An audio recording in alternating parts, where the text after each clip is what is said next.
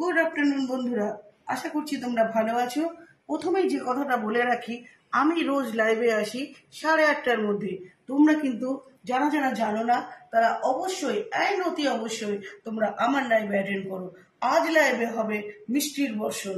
যারা যারা আসবে প্রত্যেককে আজ কিন্তু মিষ্টি খাওয়াবো, একটা নয় অনেকগুলো করে।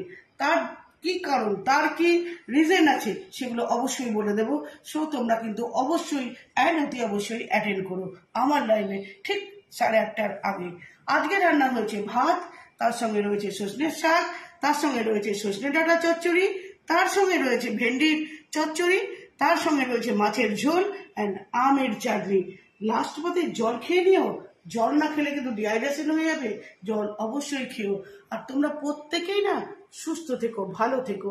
যেখানে বেরোবে অবশ্যই জলের বোতলটা ক্যারি করো, সাথে যদি পারো একটু গ্লুকন ডিও নিয়ে